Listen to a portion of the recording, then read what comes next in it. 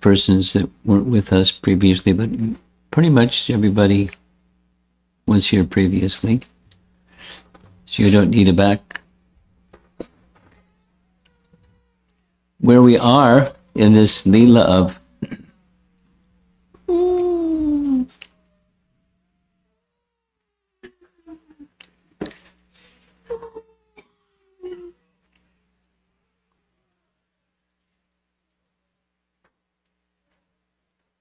okay.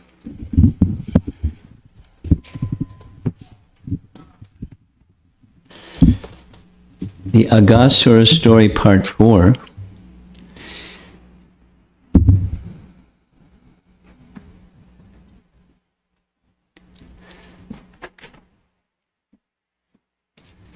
The cowherd boys were trying to figure out what's this 8-mile long, tall as the sky, gigantic thing. They concluded it wasn't just a statue or a playground. It's a living entity that wants to eat them. And they went in anyways.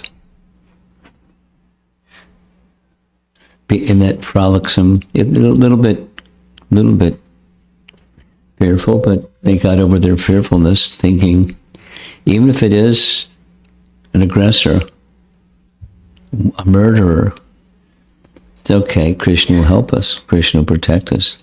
Look what he did with Aghasura just a short while ago.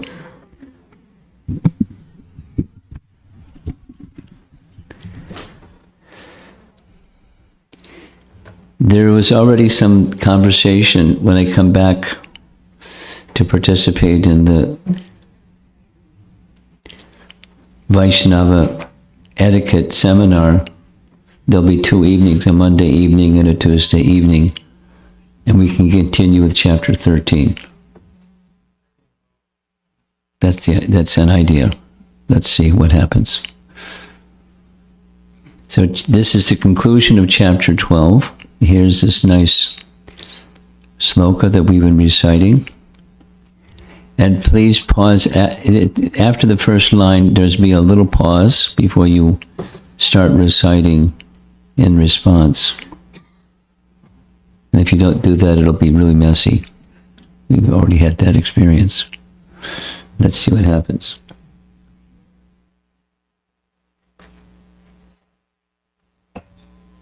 Sure enough, it didn't work.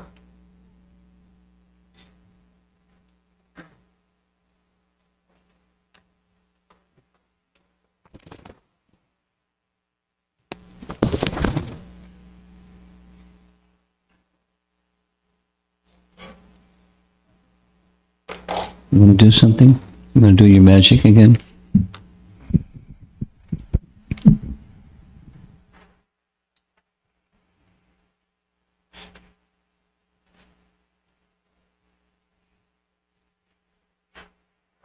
I didn't change any settings. Basically, it's with the connections, not directly connected to the teams. This will change the connection.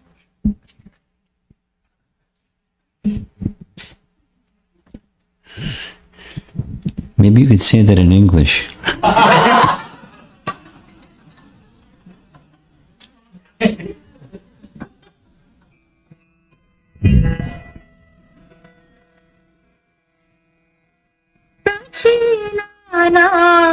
भजनमतुलं दुष्करं शृण्वतो मे प्राचीनानां भजनमतुलं दुष्करं शृण्वतो मे नैर्यासेन ज्वलति हृदयं भक्तिलयशालसस्य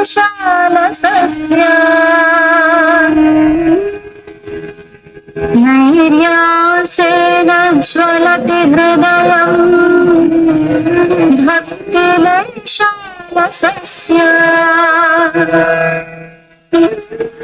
विश्वदृचीम् Aghasura tava karnya karunya viche Pause. Vishwatriche Aghasura tava karnya karunya viche Asha bindu kshritamidam upetyantare hanta chaityam Asha bindu kshritamidam upetyantare hanta chaityam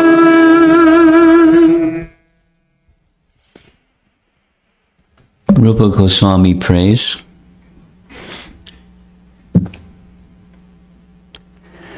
I am very weak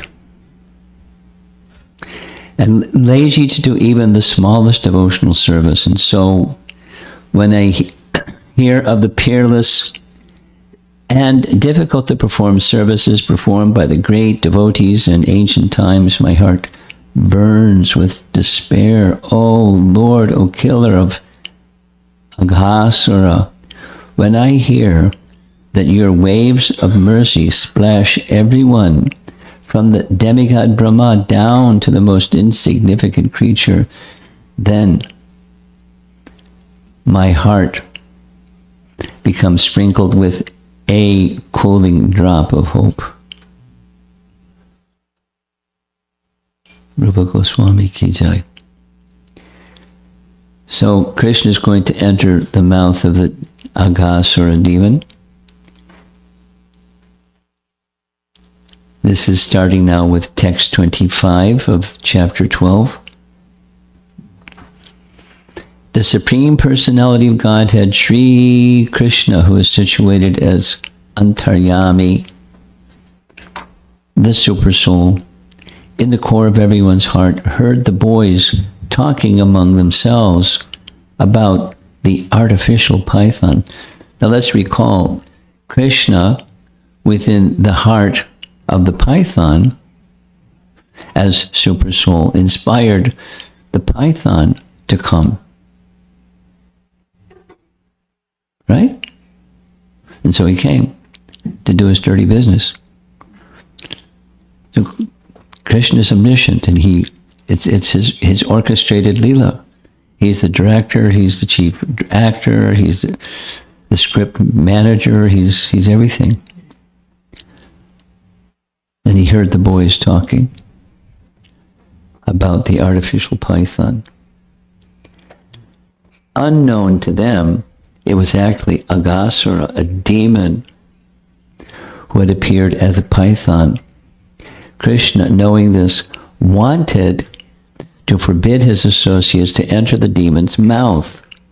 But look at those guys, there they go in his mouth. As we heard yesterday, Varsana was commenting, they're looking at Krishna. Everything's going to be okay. Krishna's overseeing everything. They're not thinking he's Super Soul within, they're just, he's their friend. And he's watching, and we're fine. Jiva Goswami writes, knowing it was not only a python, but the Rakshasa named Agha, since he was in everyone's heart as Paramatma, was the inspiration for all things and was endowed with the power, all powers of Bhagavan. He wanted to prevent them. Now, are there other circumstances where the Lord wanted something but something else happened? The answer is yes.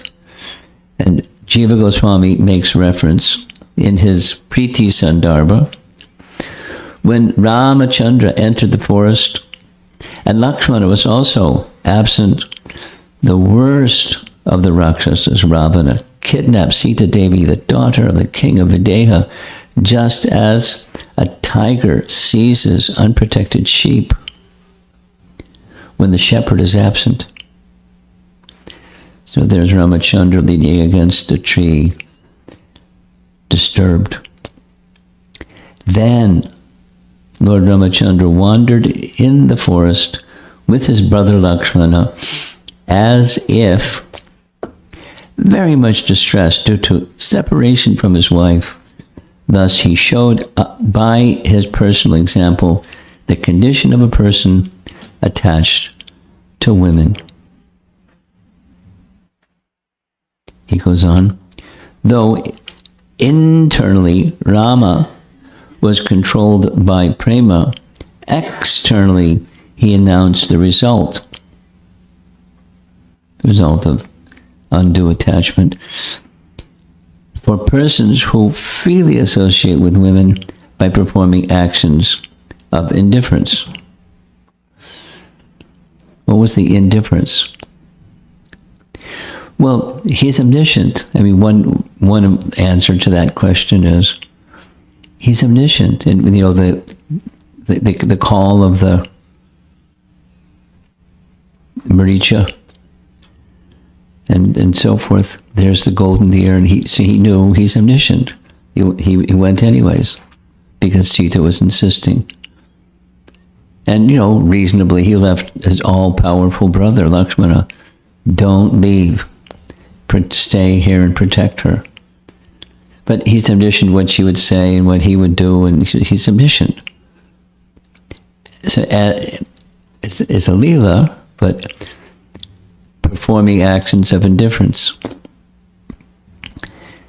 In manifesting pastimes where he is absorbed in human actions with intense prema for his devotees, sometimes the Lord shows bewilderment contrary to his omniscience.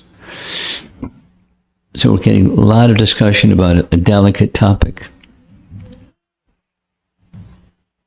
So I hope you're hearing the subtle response to this delicate topic. He goes on, Jiva Goswami, but that is a good quality. It's not a fault, since it bestows happiness of priti to the wise. For his bewilderment supports the sweetness of his pastimes. He accepts this bewilderment by his will. Now, most people don't accept bewilderment by will, but he becomes bewildered by his own will, like layer upon layer upon layer of mystery, isn't it? In the meantime, while Krishna was considering how to stop them, the coward boys entered the mouth of the demon. Next verse. The demon, however, did not swallow them, for he was thinking of his own relatives, his brother and sister. Remember the name of his brother and sister? This young fellow here. Hello. Who is the brother and sister of Aghasura? Previous demons that were killed. Potina? Very good. I knew that you knew. That's why I asked you. You're just teasing me. The demon, however, did not swallow them, for he was thinking of his own relatives who had been killed by Krishna and was just waiting for Krishna to enter his mouth. So then Krishna has a desire, his devotees have a desire, and who wins? The devotees. Three acharyas speaking same thing. Just as he desired and decided to stop them, the boys, along with the calves, entered the snake's mouth.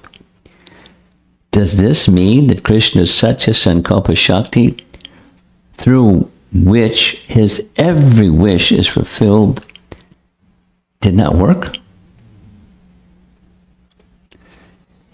Should we do it one more time? Like how this hierarchy, Krishna just desires, he doesn't have to do anything. That's Icha Shakti. The Icha Shakti conveys a message to the Satya Sankalpa Shakti, take care of it. So Satya Sankalpa Shakti takes care of it. And one of the ways that she takes care of it is she requests Leela Shakti, do this, arrange that, take care of this. So many Shaktis moving but particularly for his pastimes. Leela Shakti is at the bottom of the list, but it moved. Leela Shakti moved according to his will. Now there's the cowherd boy's desire. This is Vishwanath. The devotees had the desire, quote, if we go in the serpent's mouth, will he swallow us?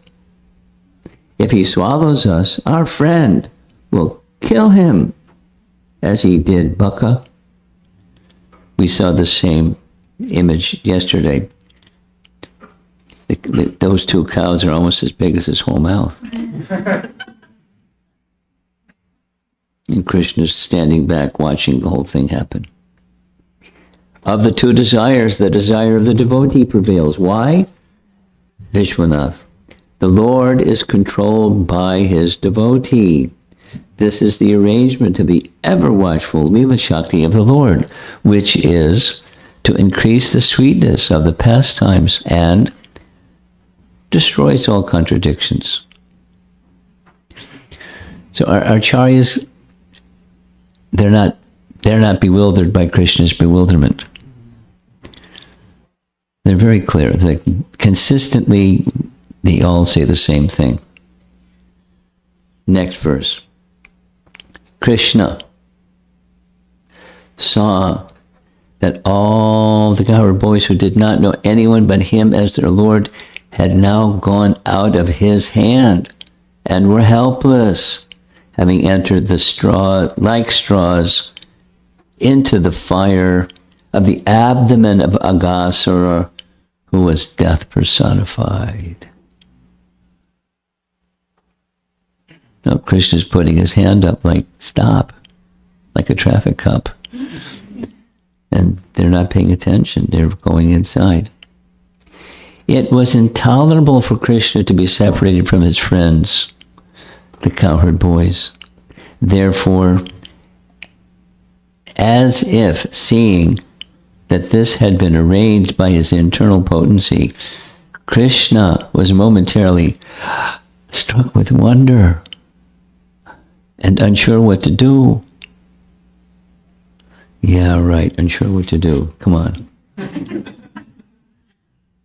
It's a transcendental emotion. That's what's going on by Leela Shakti's arrangement. So that Krishna could experience a certain emotion by Leela Shakti's arrangement. Here's Vishwanath. Seeing the boys escape from his hands, Krishna was astonished at the actions of his Leela Shakti. What was the cause of astonishment? Here it is. It is not possible for these cowherd boys to have prarabdha karma. And besides, the Supersoul does not give them the tendency for karma. Now, Krishna's a philosopher. So the bewilderment was, this isn't an action of their karma, something in the background, and so they have to undergo this terrible tribulation of entering into Aghasura's mouth, even though they knew that that's what was going to happen, that they did it anyways. So it wasn't prarabdha karma. Because Supersoul is my expansion, Leela Shakti does not do anything unfavorable to me. Therefore, the Leela Shakti has made this seemingly unfavorable arrangement with the desire to put me, full of prema, into the compassionate mood. Karuna rasa. Remember the discussion yesterday, the point that Mukunda brought up about compassion for living entities derived from something Bhaktisiddhanta said. So this is the same topic. It's not that Krishna doesn't have compassion, but it amplified or accentuated his profound compassion, his deep attachment and love for the cowherd boys. I mean, they weren't just friends playing together. It was mutual. They were attached to him, he was attached to them. And this karuna rasa, those of you that know a little bit from Bhakti Rasamrita Sindhu or nectar of devotion.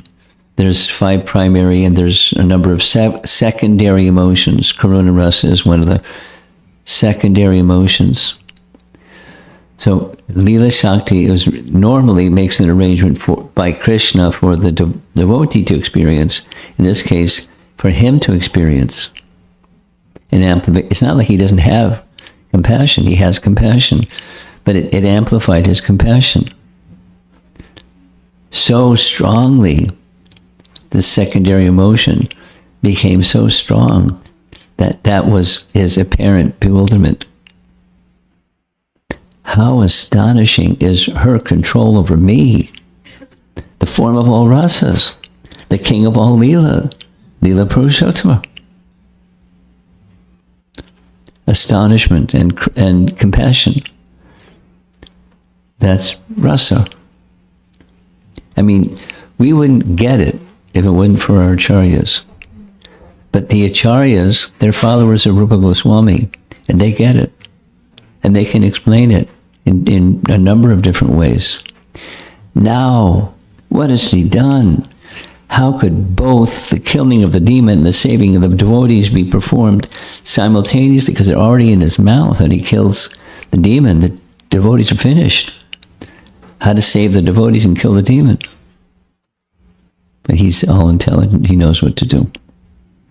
Krishna, being unlimitedly potent, decided to wait for an intelligent means by which he could simultaneously save the boys and kill the demon. Then he entered the mouth of Aghasura. Now, the nature of pythons, as you probably know, I mean, we don't have too many pythons in Naperville, but their body can be really big. They swallow something that's really big, and the skin just expands. And their digestive system is such that they just digest that living entity whole, right there in their bloated body. So Krishna is going to go inside and make his body big, and make his body big, and make his body big, and make his body big, and he gets bigger and bigger, and he can't get big enough, and his life here pops through his skull. End of Aghasura. Krishna saw the perfect way to enjoy pastimes and liberate the demon, to protect the devotees and destroy the rascals. He saw the unlimited calves and boys. He then entered the snake because he was overcome with affection by seeing their condition. He is called Hari because he would remove their suffering and attract their minds. Reference in Brihat Bhagavatamrita. Some of you know what that book is. This is a section where Narada is speaking to Gopakumar. Narada says, I worship the pastimes he performed in the early mornings. Specifically, they got up extra early, blew his buffalo horn, and called out the boys, and they came running. When he entered the Vrindavan forest with his calves and friends, most relishable pastimes, such as entering the mouth of the great serpent after pondering in various ways. It's seemingly human-like, because that's the Leela. It's seemingly human-like, but it's not human-like.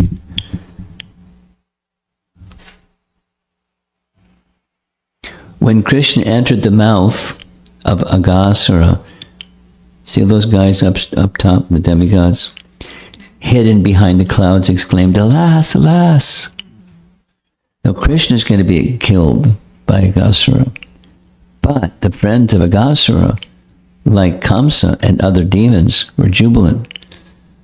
Now, we don't know where Kamsa was. Maybe he had a spy, or maybe Sanjaya was watching and reporting back to Kamsa.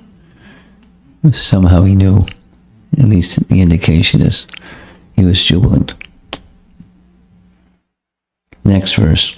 When Krishna heard the demigods crying, he immediately enlarged himself within the demon's body just to save himself and the cowherd boys. Notice they're coming out of the top of his head. And there's Krishna sitting in his mouth. And some cowherd boys are just playing outside.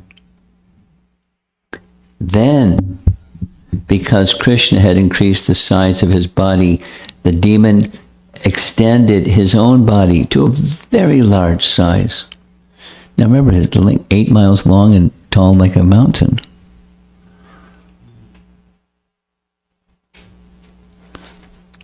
Krishna had a really big form. Nevertheless, his breathing stopped. He suffocated, and his eyes rolled here and there and popped out. The demon's life air, however, could not pass through any outlet. Therefore, his life air, finally burst through the hole in the top of the demon's head.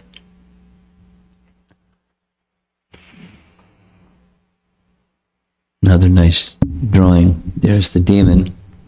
Not in color, but it's a nice drawing. There's some cowherd boys that are escaping. Like, whoa.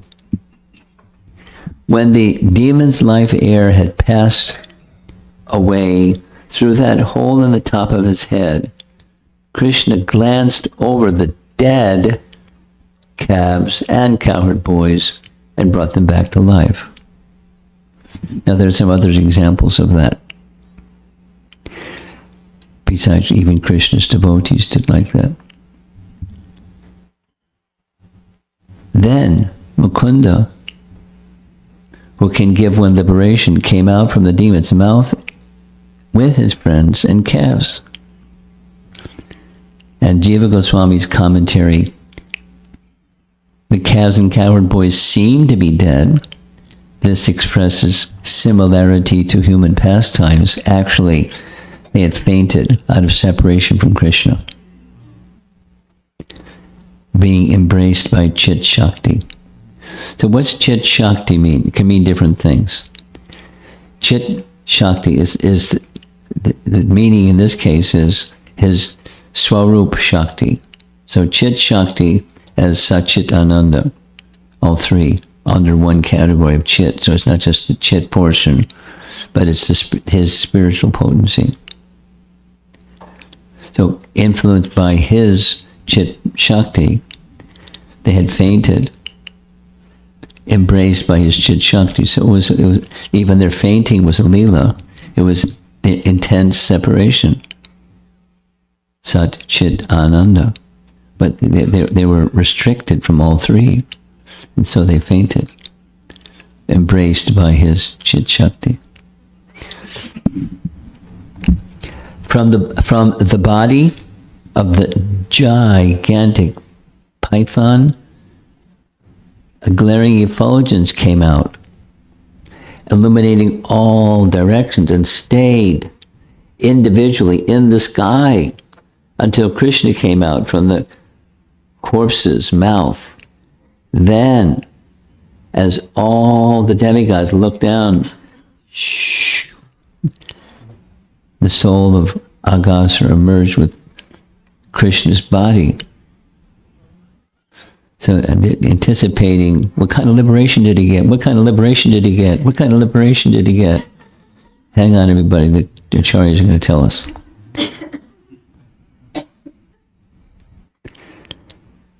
Vishwanath writes, the light in the serpent's body,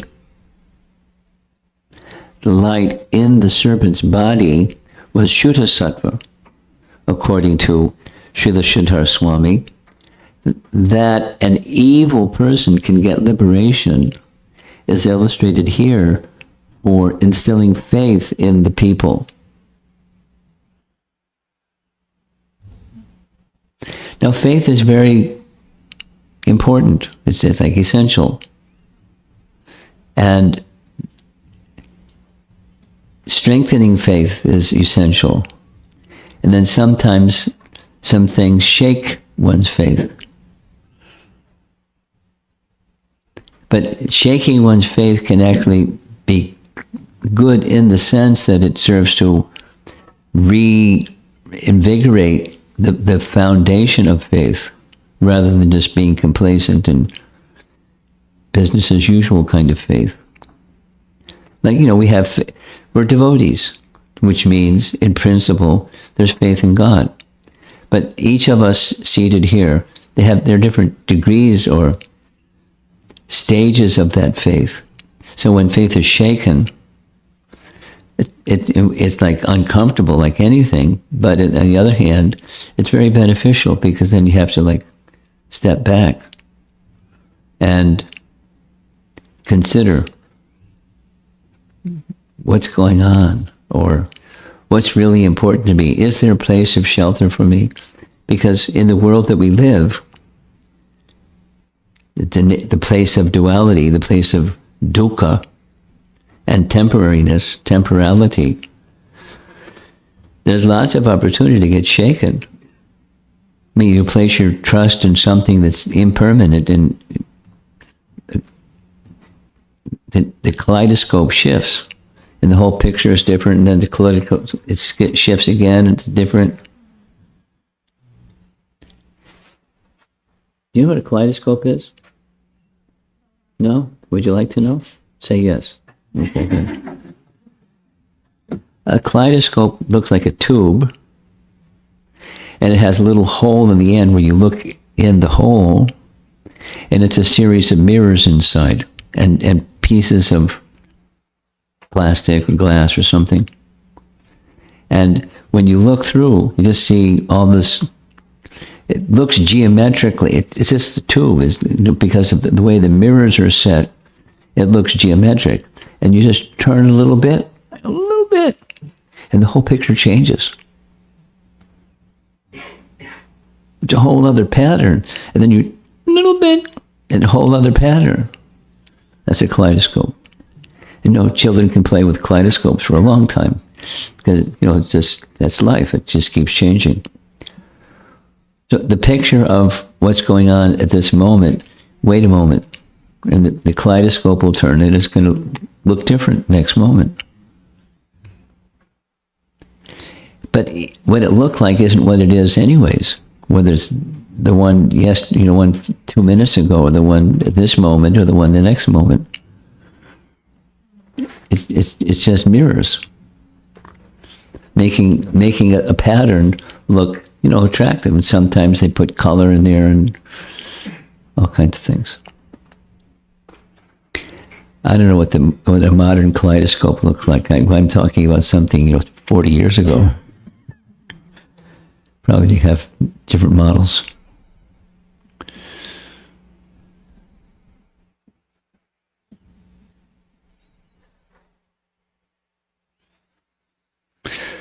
When something, you see a picture and the picture changes, it can shake your faith.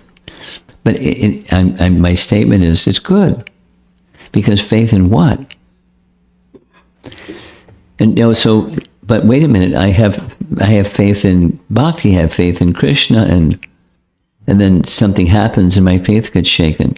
So what was your faith 5 minutes ago? And how is it different than now your shaken faith this moment? It was not mature.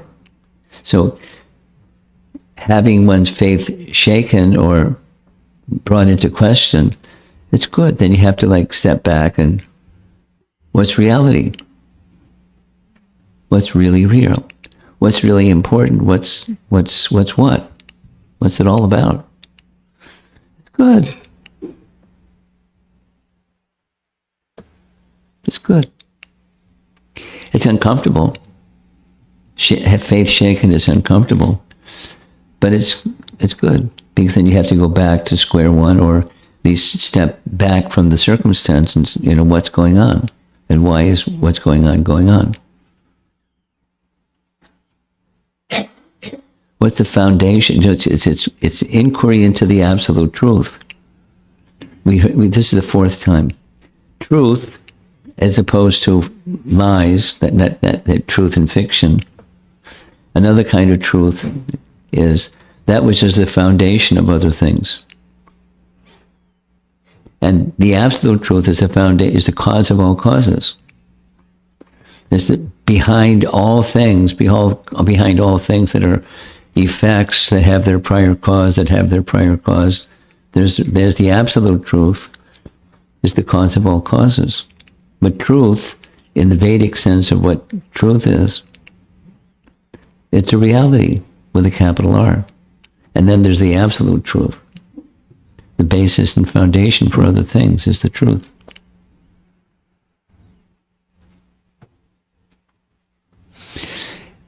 If I have faith in something that's not the absolute truth, and there's a shift, the kaleidoscope turns and the picture is different, then I really didn't have faith in the absolute truth.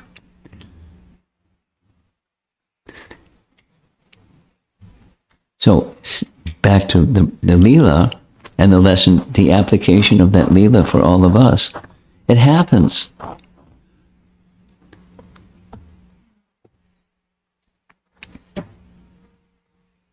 Supposing, like, the question that we're going to ask yesterday about taking risk.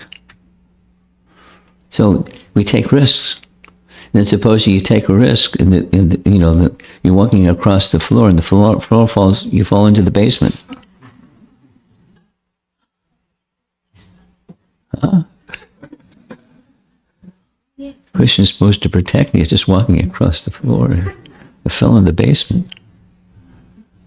What's going on? I know a devotee, their wife has a husband, and the husband had 3 car accidents in the past month. His body is recovering, but his ego is not. I didn't ask the detail of what he's thinking about himself. What a bonehead. And then again.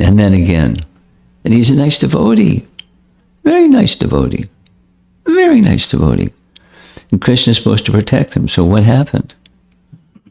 The bottom fell out.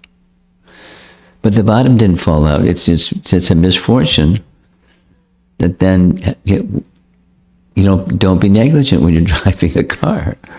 Oh, I've been driving a car since I was just a teenager, so I know how to drive a car.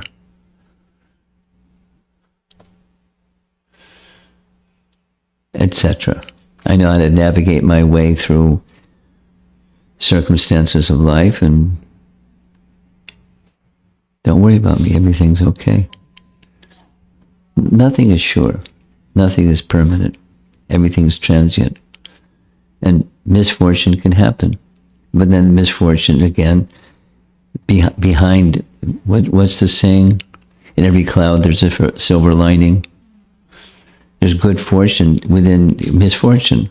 We just don't see. We see the misfortune. We see the external and not the purpose behind the misfortune or the circumstance that's uncomfortable. I mean, this is just Krishna's pastimes in Vrindavan, the Aghasura Leela, but you can derive meaning and understanding and strength, spiritual strength, just by carefully, with our Acharya's assistance, going through what's going on. So this was for the purpose of instilling faith in people. Sridhar Swami saying that the evil person, this Aghasura, can achieve what he achieved. Though the soul is normally invisible, that's true, embraced by the Shakti of the Lord, this soul became visible directly as a great light. Jiva Goswami writes, like the great light of the Para-Brahman, the light of the soul is not visible to material eyes. It became visible by the Lord's will. Everyone saw. All the Kaur boys. Check it out, Kaur boys. Shh. Like similar to Shishupal. Different. Thereafter, those are the demigods on the left there.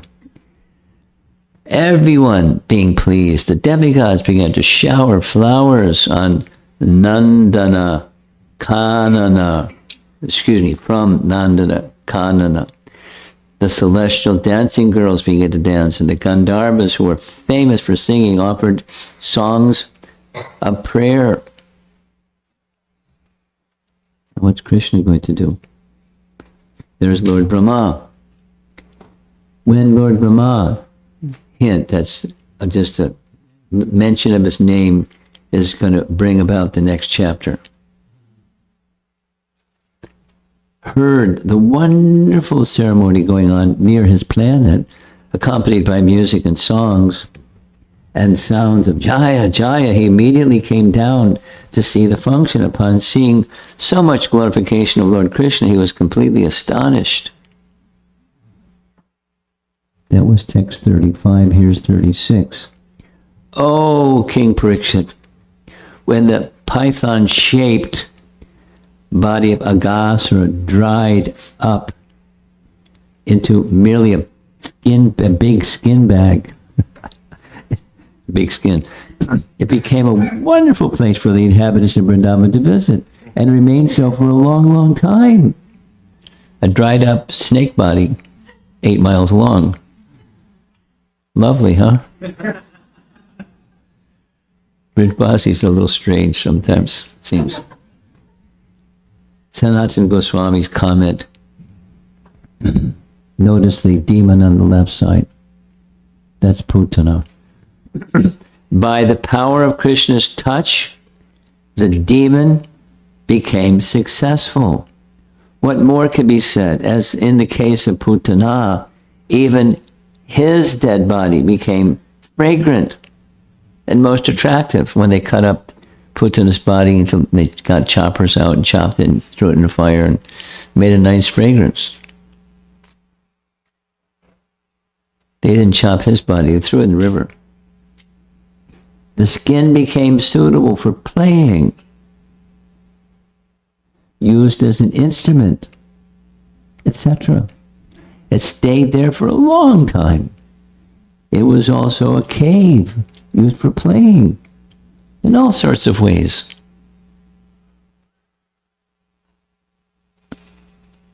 I don't know if I'd like to play in a cave like that. Next verse. There was another astonishing event which you should hear about. This is Shukadev speaking to Sutta. Shukadev Goswami speaking to Maharaj Parikshit. Though Krishna performed the pastime when he was 5 years old, Kamarajam, the cowherd boys reported the incident when they were 6 years old. Poganda. That's pretty astonishing. As if the incident, being freed from the mouth of the serpent, happened that day.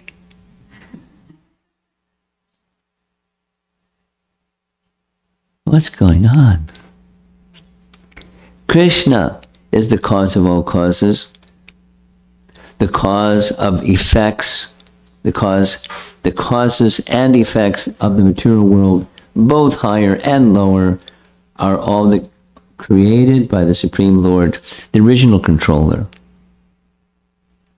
Same as the absolute truth.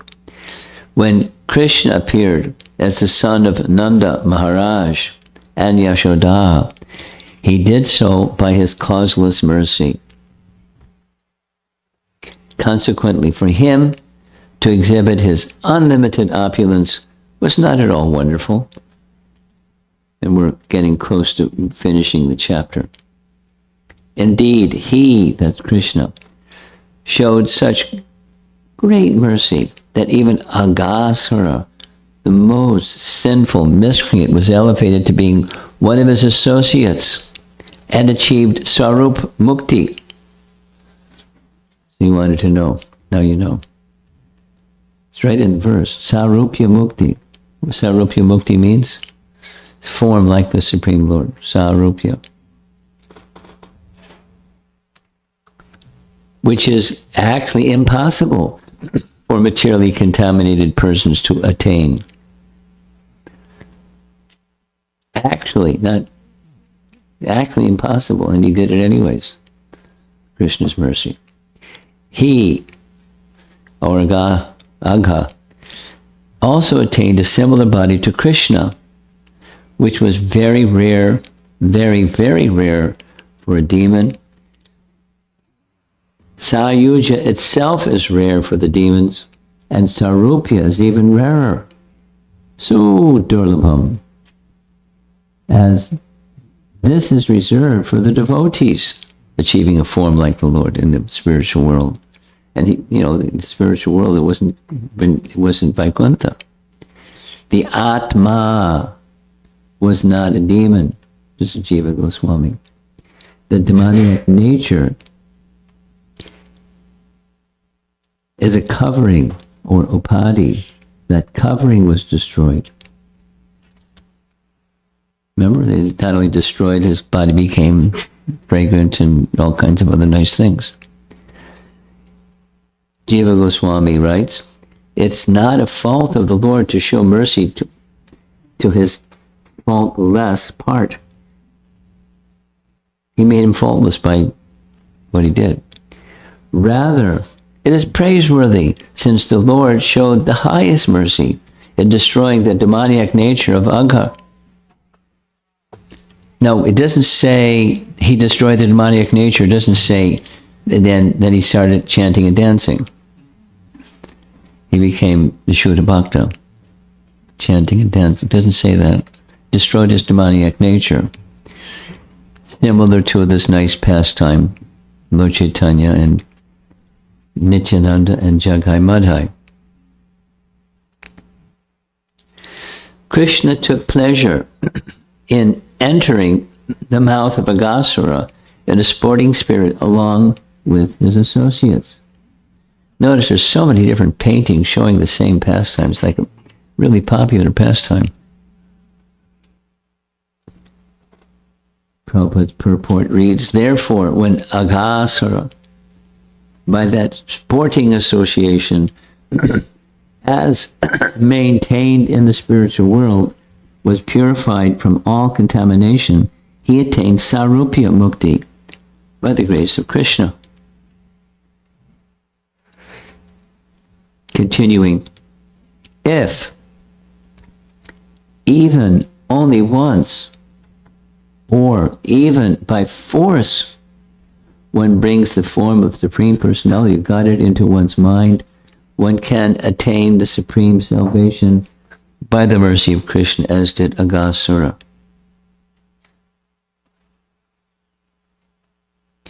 What then is to be said of those whose hearts the Supreme Personality of Godhead enters when he appears as an incarnation, or those who always think of the lotus feet of the Lord, who is the source of all transcendental bliss for all living entities, and by whom all illusion is completely removed.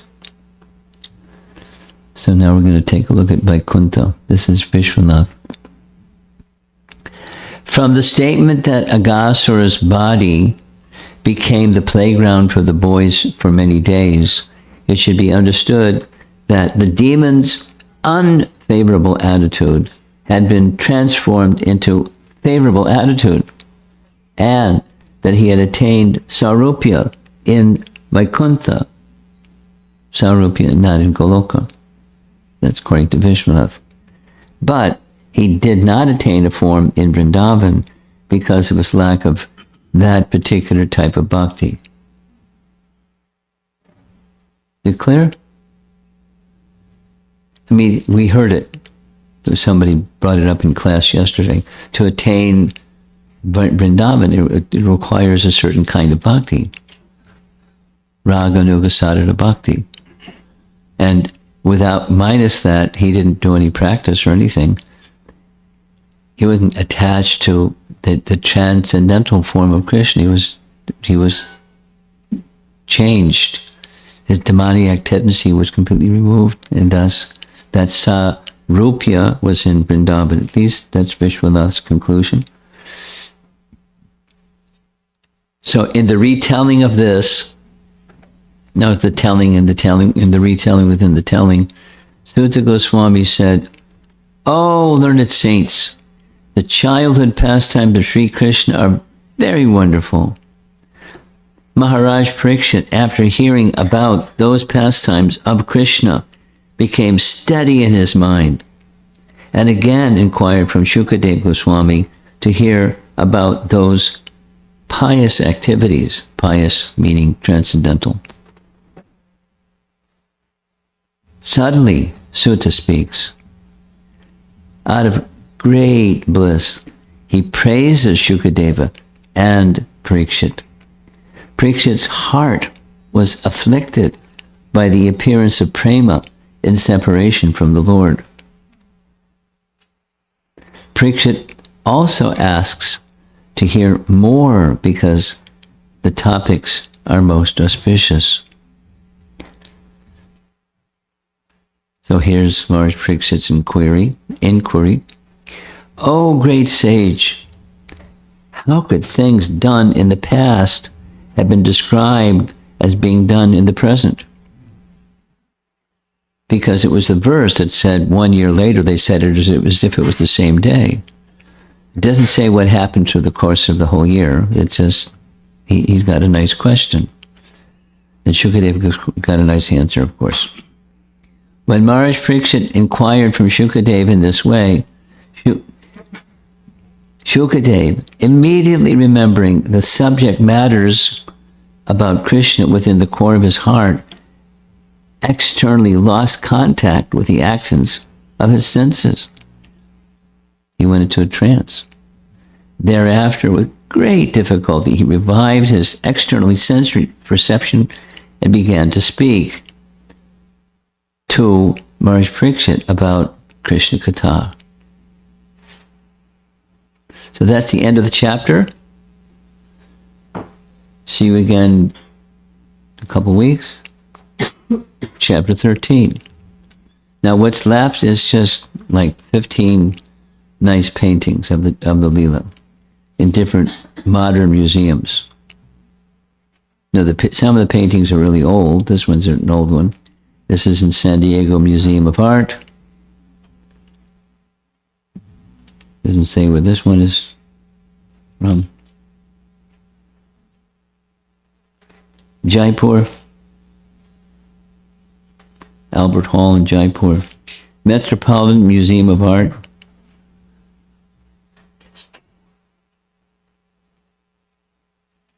Rajasthan. That's a certain style. Look at the top painting. His soul popped out, the life air popped out of his head. And there's the cowboy boys dancing up there. Walter's Art Museum. I don't know where that is.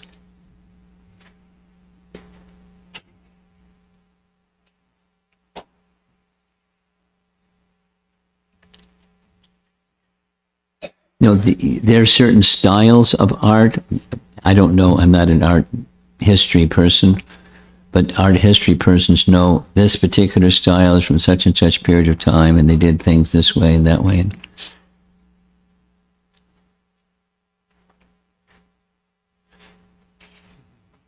That's very different. That's modern. Brooklyn Museum painting. A vertical Aghasura. Okay.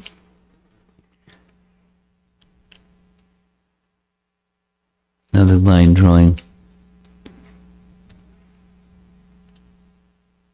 Krishna killing Aghasura, the snake demon, on the walls of the Radha Govinda Ji temple in West Bengal. Just 3 more. Another nice painting, doesn't say where it's from. And here's our conclusion. He who killed Aghasura, this is from Gopal Sahasranam by Lord Shiva. He who killed Aghasura liberated Putana enjoyed pastimes with Kubja, as the Supreme Personality of Godhead, Bhagavan, became the death of Kamsa and is worshipped in all yajnas.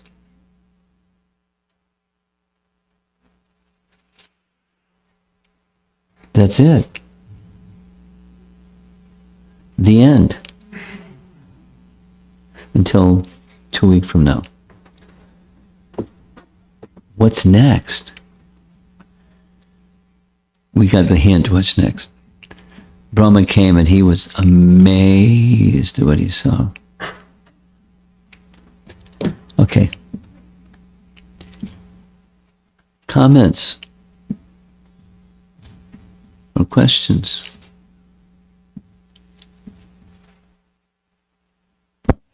Hare Krishna Maharaj. Thank you for the wonderful class.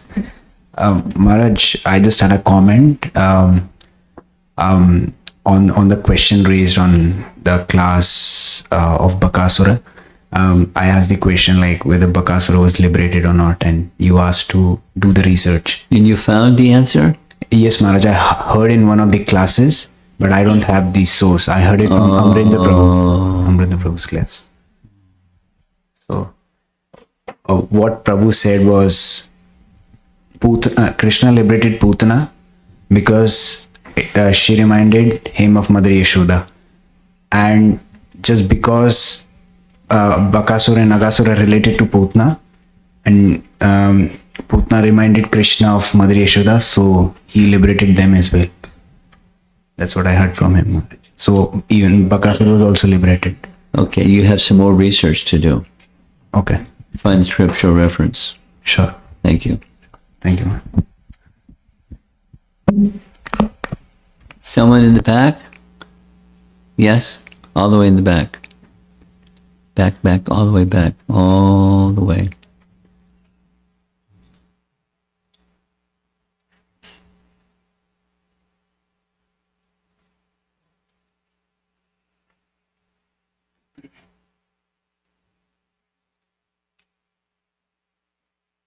Just put your hand up so they know where to give you the microphone. There we go.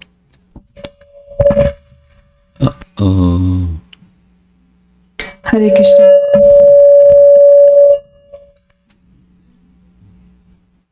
The sound system works. Hare Krishna Maharaj. Maharaj, you mentioned about the Leela Shakti of the Lord. I want to know about the Leela Shakti of the Lord. Is it some personality? Yes. Yeah, I want to know about Leela Shakti. Vrinda Devi. Okay. By name. And Vrinda Devi is Leela Shakti. Leela Shakti is Vrinda Devi. She makes all kinds of arrangements. She has wardrobes, dressing rooms. She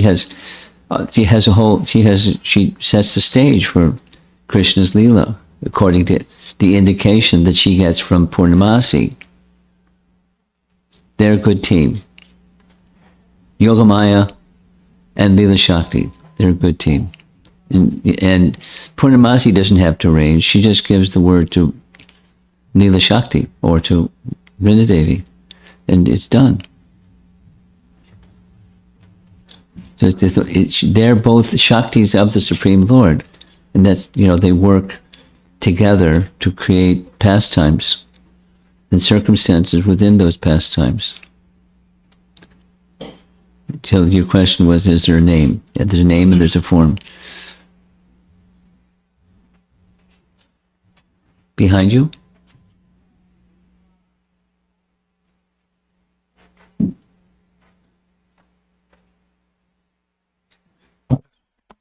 You're on. Hare Krishna Maharaj. So, counterpart. So, Leela Shakti affect living entity also? No. Shakti is Shakti. There's tattvas. Vishnu tattva, Jiva tattva, Shakti tattva, Shiva tattva. They're different tattvas. So in the category of Shakti tattva, she is in the category of Shakti tattva. Your question was, is she a living entity? No. Shakti.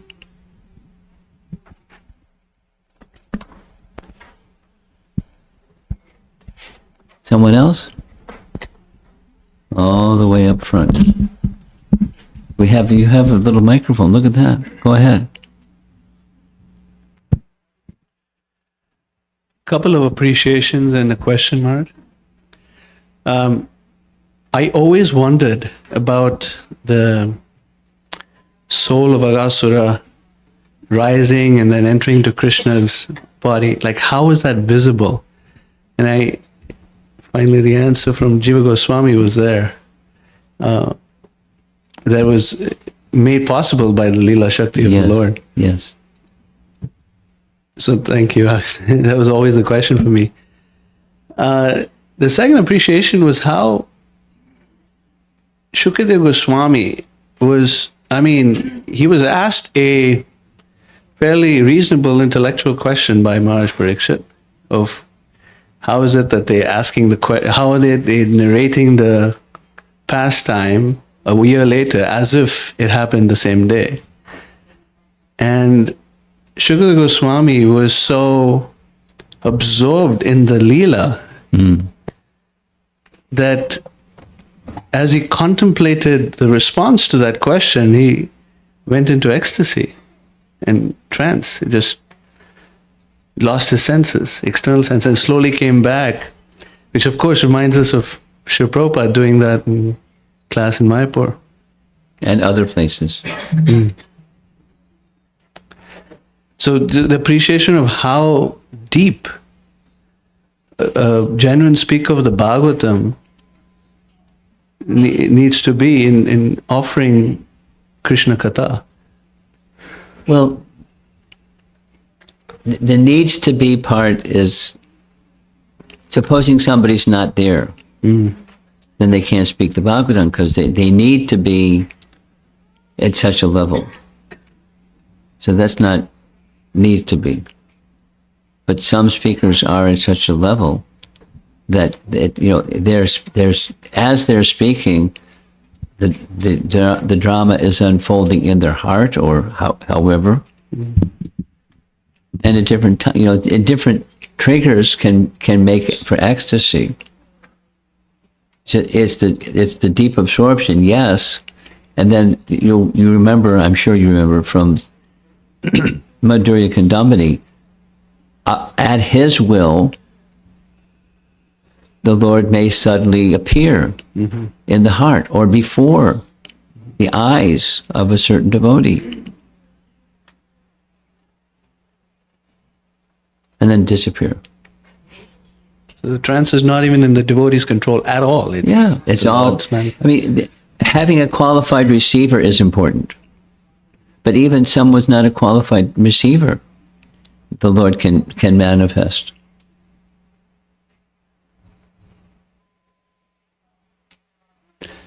Just this morning, Prabhupada speaking somewhere, and he's, it's fourth canto Bhagavad Gita, and he makes reference to this.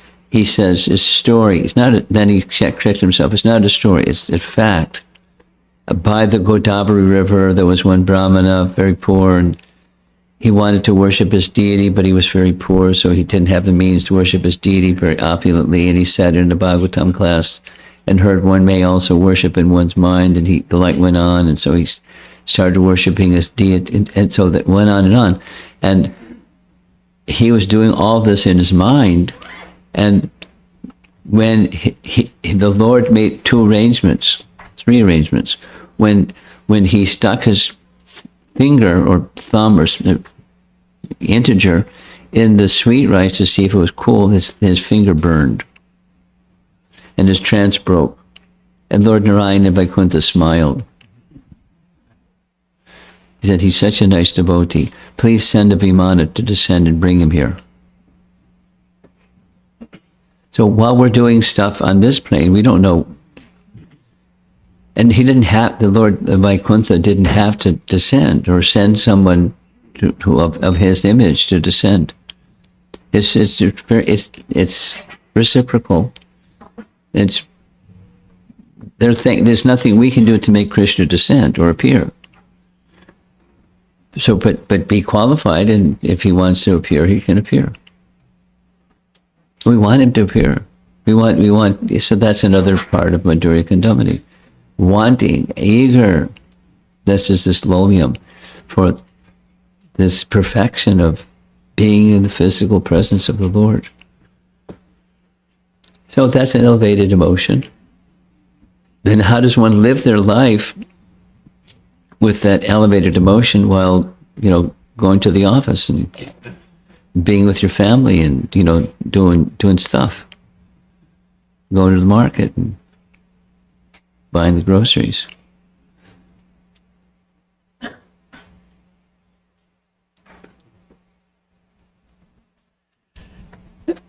My question is coming sort of like a trail from the last class, and you reference it twice, Mukunda's question. I was thinking about it this morning, and Aghasura represents this anartha of cruelty and violence.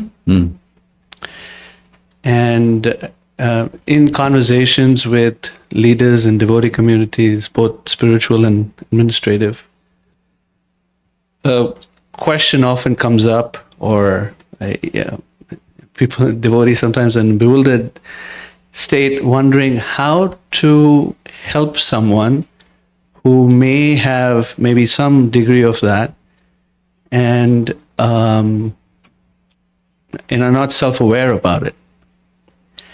And self-awareness is sometimes absent or partially there. And, one of the things that I've often hear you say is having someone close to us that can help us come to the middle of the road is always helpful for a devotee. When that may seem to be absent, a trusting relationship, to help someone who may have some tendency like this, are there some other effective means of assisting the devotee? And then a sub part of that question is, a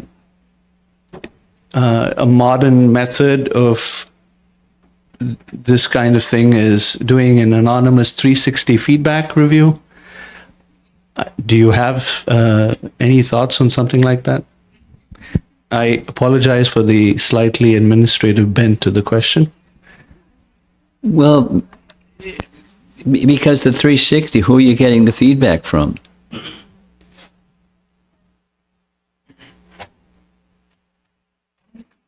And in the end, who's at the center?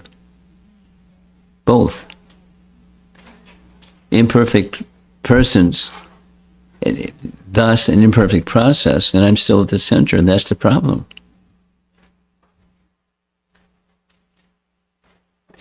So, something to do in the case where, all of what you outlined is support the person to go down the path of considering, is there someone out there in the universe that is trustworthy, that you could take the next 6 months, 1 year, 3 years, and establish a relationship with that person. Then when situations like this arise,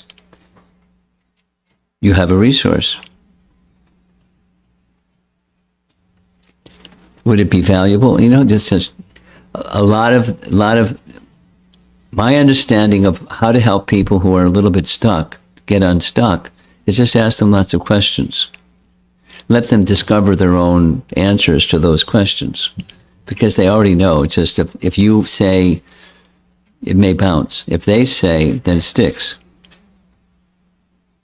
Well, more likely to stick at least for the 5 minutes. And then it can continue to encourage. It's nice to be such a person in the life of another. After you have such a discussion, go back. How's it going? They know what you mean, or you can be specific without details.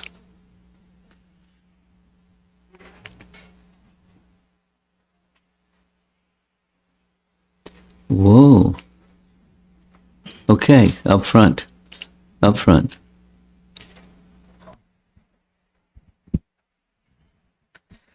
Hare Krishna Maharaj. I have two questions. Two Both are related to musical instruments. musical instruments. It has nothing to do with the class, right? No, it is with the class. It has something to do with the class. Yes. I saw a slide which was talking about Aghasura's skin was used as a musical instrument. I don't have the answer how. Though we tried, it's a practical problem which we face. When we buy mridangam or mridangas, we try honest effort to see agimsa leather and all the skins. Yeah. But sometimes we are getting cheated and it's not ahimsa. Sometimes. But I'm just a little joke. Yes. Somebody, some faraway place wants a Zoom initiation. So I chanted on beads and it didn't feel right. There are 107 beads.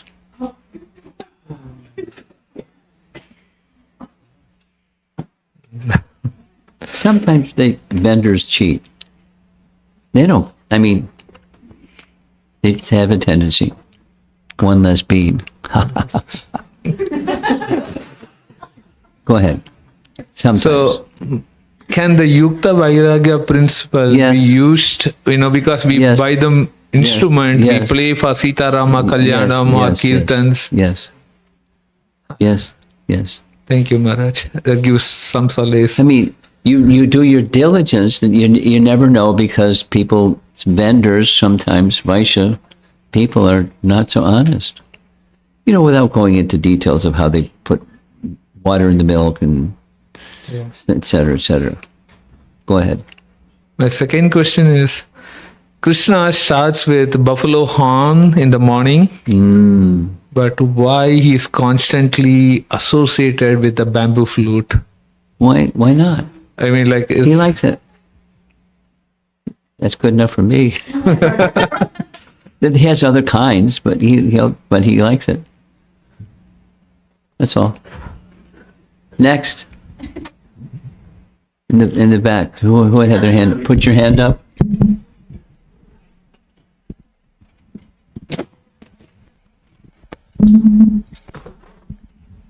Hare Krishna, Guru Maharaj. Oh, you got one already. Okay. Yes. Just appreciating this section of the Krishna Katha. Yeah, we have spent 4 classes on one pastime. Yeah. What's coming next? I always used to have some difficulty when we hear about the absolute nature of Krishna's mercy, particularly when it is coming in a form not exactly what I'm looking for. So just thinking about Aghasura, and we also heard about Shakatasura, no form to spiritual world. It seems like so amazing, such a wonderful and merciful Lord. In that context, I just wanted to understand if these are like some super elevated demons, Guru Maharaj, because each of us, I can speak for myself. Because what? I can speak for myself. We have little demoniac natures here and there. But these asuras, they have got like such Big time. And so, what's the point? What's the point? Your appreciation, Krishna is very kind. Yes, that's the point. And what's the cause for his being kind? Because he's kind. That's why. That's the cause. And he may exhibit. He may not exhibit.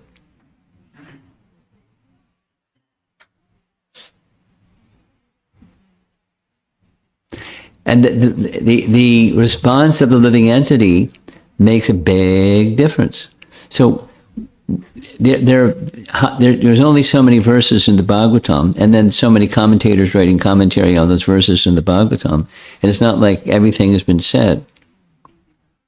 So there's things unsaid that we don't know what's in between the lines. But there's something, but Krishna doesn't need a cause.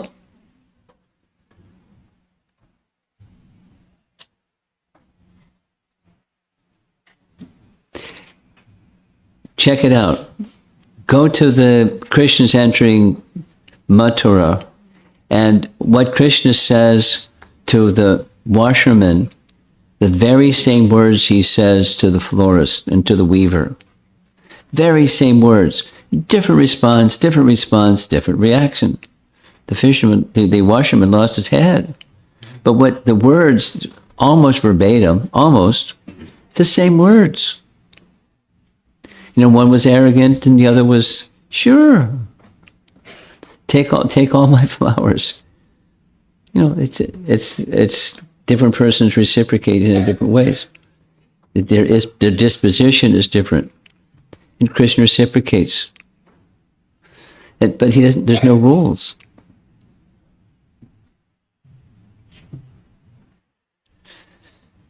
Something else in anywhere in the room, and otherwise we're wrapping it up.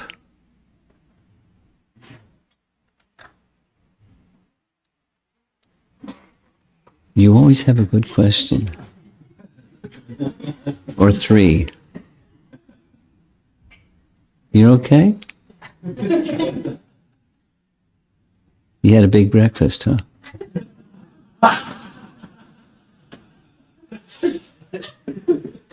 Srila Prabhupada ki